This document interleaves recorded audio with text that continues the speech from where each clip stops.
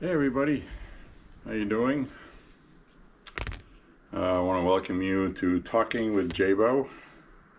Why is it a talking with Jabo and not a walking with Jabo? Well, it seems like I have what I'm guessing is a sciatica issue. At first I thought it was something associated with back injury I did in 2005, which may be the case. But I remember about 4, maybe 5 years ago, reaching in the back of the refrigerator to get something way on the bottom. I was bent way over, stretched out, picked up a gallon of milk, and the leverage was off because I was so extended. And something twinged in my back, and then for like a week I could barely walk. I actually had to use crutches.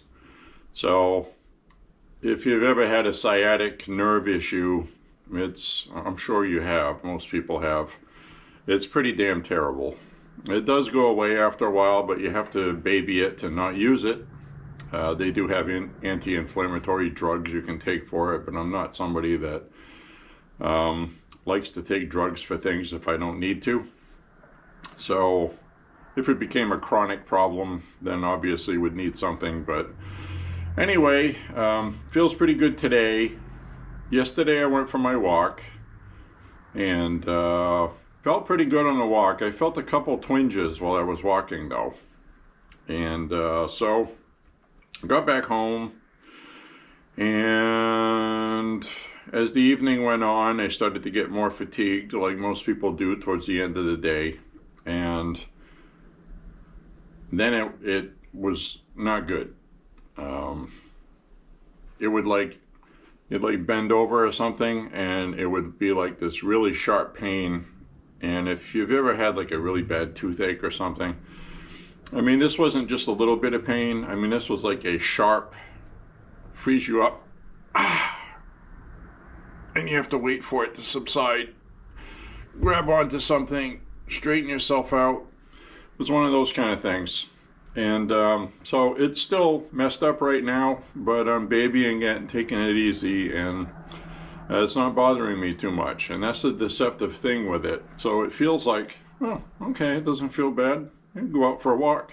And I'd go out for a walk, it would be okay until later the night, in the evening. So I've decided I'm going to take at least a couple days off from walking, which is why I'm making this video. Because some people are watching the videos, and as luck would have it, this is what happens. So anyway, I'm just going to talk about a couple of things, let you know there's a news update on the gun channel. We'll have some more gun video coming probably tomorrow night, because we're going shooting tomorrow, and I want to try to get some more Mini 14 footage that I did not manage to record last week. I thought I was recording and I wasn't, and you know, I have it sitting on my hat right here on my head, and I thought I was recording and I wasn't. So you know, that would have been some good footage too, shooting 100 plus yards, bing bing bing. I mean, it was a good day, and don't have it, unfortunately. But anyway, I also play guitar.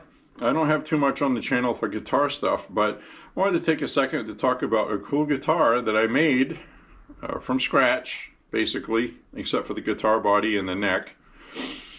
And so that's this guitar right here. And this is a nothing special guitar. It says Kramer on the headstock, but this is not a Kramer. I bought that decal, I think, on Etsy, and this was a plain unfinished maple neck. I paid $35 for. The frets were terrible. I had to do a crown and leveling and a polish, and I had to put a finish on the neck, which I used a matte finish on this. And I just used a bunch of parts I had already, and a coffee can, basically. And like this locking nut right here is an old vintage 80s Washburn one. It doesn't lock. Well, it locks. I have it just finger tight. It's on here because originally I thought I was going to put a locking tremolo on this. And I loved the guitar tone so much with this like this, and I don't use a whammy bar that much, so it really wasn't going to be worth all the effort. So I left the stock Chinese bridge on here, which came from a guitar kit. This guitar body was one of those, you've probably seen ads for it, plain wood guitar body with an unfinished neck. It's like a parts kit. They sell for like $99, but at the time when I bought this was like $75 for the whole parts kit. So you got a guitar body, which I think is alder. Not really sure on that.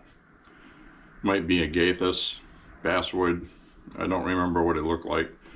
But the funny story with this is I just had a couple of pots in a box and some extra wiring. Just wired it up, soldered everything, put a new plate and jack, and we have that original Strat style copy bridge. That's Chinese. And the main feature on this guitar is a happy little surprise I'm going to share with you. If you really want that classic Van Halen brown sound, this is a Guitar Fetish pickup. And it's one of these smaller companies that makes good stuff, and they don't cost much. And I wasn't expecting anything, but for $35 at the time, I got this pickup, and it's a crunchy pat pickup. And I deliberately wanted a white double coil pickup. Not cream, I wanted white. And I got some knobs from them that have pearloid inserts. So you can have a kind of like a pearloid top on the knurled knobs. And I got a pickguard that just had a single humbucker cutout, but I wanted a multi-laminate pickguard, which is surprisingly hard to find. But I did find one. So this was a raw wood guitar body with no finish, no holes drilled or anything, so I had to do everything. And it was also routed for a traditional Strat pocket, and this was not a traditional Strat neck. But as long as you have the distance from the string saddles up to the nut properly done, it's also a 14-inch radius neck, I think. Could be a 12, but I think it's a 14 actually. It lays extra flat for heavy metal stuff. And the radius is the arch in the fretboard. So old Fenders used to have 7.5 inch, I think. Then they had a 9 or 9.5, I don't remember exactly. And more of the modern ones have a 12. Then you have a compound radius where it starts out at 12 and ends at 16. So it's for different styles of music. I won't get into all that stuff, but basically this guitar body was a plain finish, and as you can see, it looks worn and beat up, but that was a happy mistake. What I did was I put some primer on it, probably gray primer. That's what it looks like. And I had an idea I was going to do kind of like the Eddie Van Halen striped guitar, and it's like, well, everybody does that. And I was like, with this pickguard and these parts, I was like, well, a dark guitar body that was sunburst. And most people do a brown tan sunburst or a vintage tobacco burst kind of look or something, but I was like, what about kind of a purple with a black perimeter? And I was like, okay, well, that looks good. I need something else before I did the black. So I went to the craft store and I bought like a $1 can of Sparkle party spray stuff, I guess you'd call it, for arts and crafts. and it's just a silver sparkle spray. Now I put that on here. I was like, okay. Well, I noticed it was kind of thick. I was like, well, that might be okay. It still feels kind of rough. And then I sprayed the black sunburst perimeter on here. And the glitter stuff, the glitter stuff did not match with the paint well. It didn't blend. They actually chemically interacted with each other, and this black all became soft. So you could actually push it and leave a fingerprint in it. So what I did was I said, well, I could strip this all down, refinish it, start over again. It's a lot of work. You gotta use stripper, and so you know what? I think I am just going to take off whatever I can that's soft by rubbing it with something, and it just kind of like worked in. It has kind of a cool vintage old look to it, and I kind of did it by accident. And I like how it looks. And this guitar sounds absolutely amazing. It's a great sounding guitar. And you can see the fretboard now is starting to get worn. You can see where I've been playing it, my fingers and stuff. The finish is starting to wear off. And it's just a really cool guitar.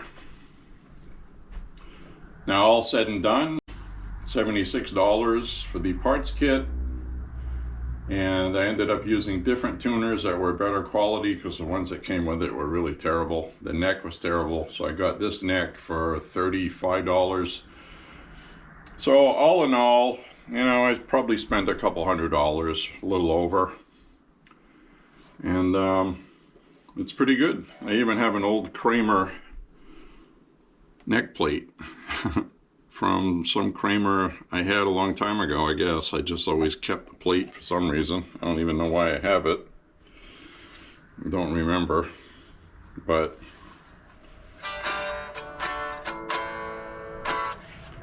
plays nice. Anyway, I just wanted to share that with you.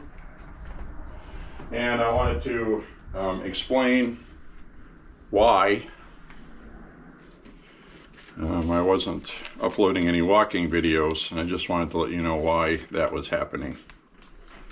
So with that, I'm going to let you go, because I also play vinyl records, and I'm going to play this really awesome, excellent Sammy Hagar record.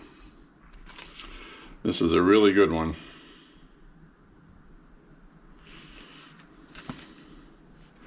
Danger Zone. He was playing these Hamer guitars. This one, I'm not sure that's a Hamer. Looks like a Gibson headstock. But anyway, really great record. And if you're used to own vinyl records and you don't anymore, I've always had vinyl records. So they're really nice, cool things to have. I recommend you should get into them if you like vinyl records. So anyways, my friends, God bless you, God bless America, and thank you very much for watching. I just wanted to give you an update. I am going to take a couple days off at least, maybe more. And it kind of works out because this is that time of year where we get bad weather, and I end up not being able to walk every day anyway. So it might actually be a happy... You know, I'm more concerned about, you know, I have 1,247 miles walked on the year. Last year I had 1,339. I want to get to 1,339, and I know this winter we're going to have more snow than we usually have, and it's going to be cold. According to all the predictors I've seen, we're not going to have a mild winter this year. So we'll wait and see what happens. Play it by ear. So anyway, I just wanted to give you an update, and I wanted to thank you very much for the people that have been watching. It's been really great. And so this is Talking with Jabo. Maybe I'll start a new thing. Maybe I'll set up a thing where I'm sitting at a desk, maybe read some news or talk about things. I don't know. See what happens. Maybe I should do like I was saying and do some live streams and maybe put a placard or a thumbnail on the page on my profile with a date of, you know, you get a little thing that says notify me. You click on that and then you get notified when I go live. Pick a date, something like that. It would not be daily, but it would be probably kind of interesting. Have a live chat with everybody. And I actually figured out how to do this with this GoPro. I can go live with it through my phone app. So that's pretty exciting. I can get this to work. That's my iPad. Highly recommend one of these. I really love these little tablet things. So anyways, take care, my friends, and we'll see you on the next Talking with Jabo. Hopefully it'll be a Walking with Jabo. Wish me luck. And you know, I feel it a little bit right now. So it's like I'm just going to take it easy and relax and not get it all excited and agitated. So we'll see you guys later. Thank you very much for watching. Bye-bye.